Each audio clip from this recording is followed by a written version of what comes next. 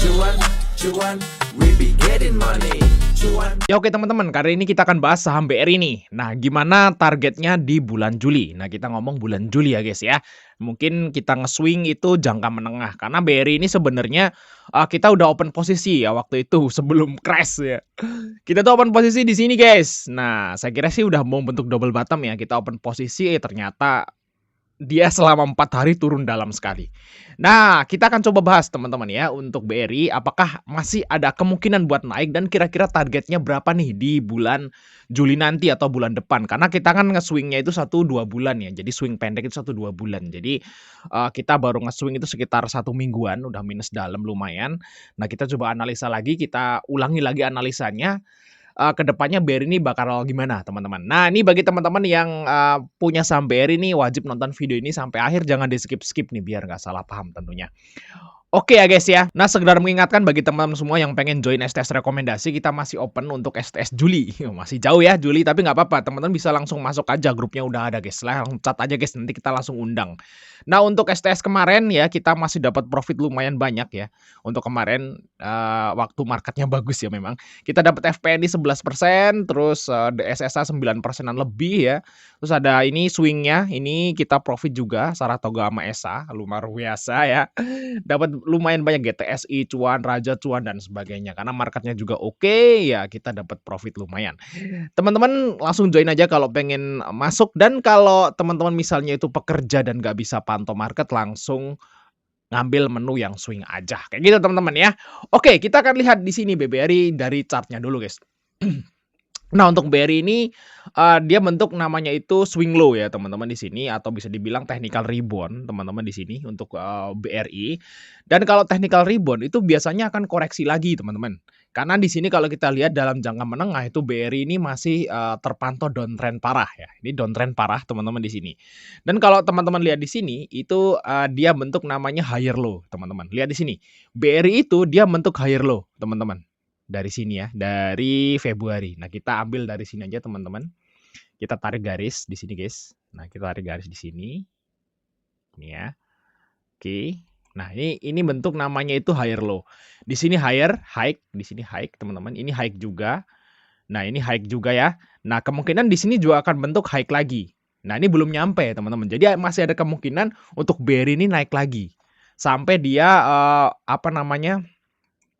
bentuk higher low lagi. Nah, kalau kita lihat di sini, kita akan coba tarik untuk bikin trendline teman-teman di sini untuk BRI ya. Kita lihat trendline-nya teman-teman. Seperti ini bentukannya. Sebenarnya BRI ini udah tembus ya trendline-nya teman-teman waktu itu. Waktu drop parah di sini, tembus ya, jebol gitu ya, jebol trendline. Cuman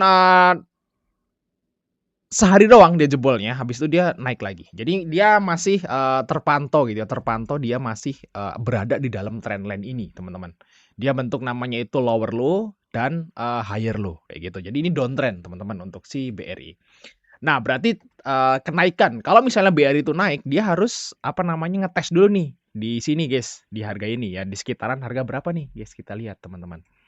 Berarti BRI itu kemungkinan akan ngetes di sekitaran harga 3.050, 3.000-an kayak gitu teman-teman di sini. Kalau kita ngomong teknikalnya guys.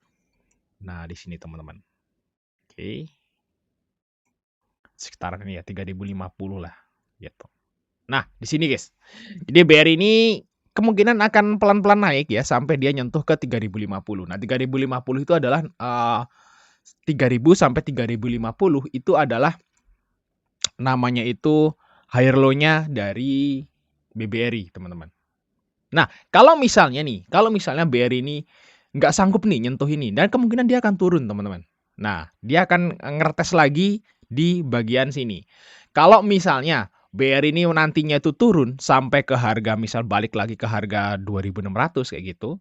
Nah, dia akan mantul lagi. Nah, tapi teman-teman, kalau misalnya marketnya tuh bagus ya di sini, terus dia itu turun teman-teman, tapi nggak nyampe ke lower low-nya. Lower low-nya kan targetnya di sini guys tuh, sekitaran 2.600 lagi kan di sini sekitaran ini. Kalau dia naik terus turun kayak gitu. Nah, di sini. Kalau misalnya dia nggak turun, misalnya ternyata dia bikin lower low di sini, teman-teman. Nah, berarti kan dia nggak bikin lower low lagi Saat dia turun ke sini terus mantul lagi, dia nggak bikin lower low lagi. Berarti dia bikin namanya itu, lower high, ya higher low, sorry. Dia akan bentuk namanya higher low. Nah, kalau dia bentuk higher low, teman-teman, kemungkinan dia akan tembus ke atas dan dia akan bentuk higher high dan mulai uptrend. Kayak gitu, teman-teman ya. Jadi, seharusnya BRI ini setelah naik dia akan turun lagi dan semoga aja turunnya itu nggak nyampe ke sekitaran 2.600 gitu ya, cuman mungkin di 2.800 kayak gitu atau di 2.750 dia mantul lagi, nah kemungkinan dia akan tembus, teman-teman. Nah, kita lihat aja untuk target BRI-nya kalau menurutku teman-teman itu bisa nutup gap-nya di sini sampai di sekitaran bulan Juli. Berarti targetnya sekitaran 3.400. Oke, kita lihat teman-teman ya untuk, di sini ya untuk BRI, teman-teman. Kalau kita lihat di sini untuk BRI itu, imbal hasil dividennya itu sekitaran 12%, teman-teman. Ini lumayan besar ya. Kalau menurutku ini gede banget lah kayak gitu. Karena memang harga sahamnya itu udah drop dan BRI ini labanya masih naik, teman-teman. Luar biasa ya, tuh lihat di sini. Tuh, labanya itu masih naik, guys. Tuh. Ada kenaikan 2% sama 1,6%. Jadi masih oke sebenarnya labanya oke. Kemungkinan kalau labanya naik tentu aja dividen tahun depan juga akan semakin gede juga kayak gitu. Jadi, sebenarnya sih, apa namanya, BRI ini turun ya gara-gara dolar itu teman-teman ya, kayak gitu ya. Dolar, rupiah melemah, asingnya keluar dan sekarang terpantau asingnya sebenarnya masih net sell teman-teman di saham BRI tapi, lokalnya udah mulai masuk nih. Mungkin, investor domestiknya itu udah berpikir, "Waduh dividennya 12% nih, ya udah menarik nih, tinggal beli aja terus hold lah sampai tahun depan," kayak gitu. Nah, kalau misalnya domestiknya itu nggak terlalu ngaruh lagi sama asing nih, saya kira, BRI ini nggak bakal turun dalam lagi. Yang bikin BRI ini turun dalam kemarin itu sebenarnya asing jualan. Ya, asing jualannya sebenarnya nggak terlalu banyak, hampir sama lah asing jualannya. Asing jualan itu sekitar 400 miliar, ya 500 miliar sehari. Tapi yang kemarin ini bikin drop. Kenapa? Karena domestiknya ikut jualan, guys.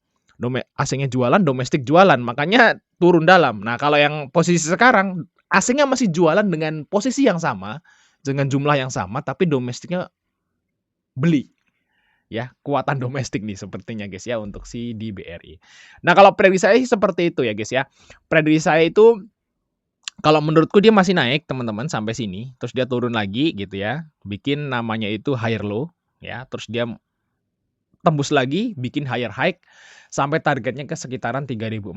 Mungkin Juli atau Agustus lah kayak gitu teman-teman untuk si BRI. Semoga aja kita berdoa bisa sampai ke 3.400 nantinya teman-teman. Oke, gimana teman-teman ya? Apakah kalian punya BRI? AVG kalian berapa? Ya, thanks sudah nonton. Sampai ketemu di video berikutnya, teman-teman. Cuan, cuan, we be getting money.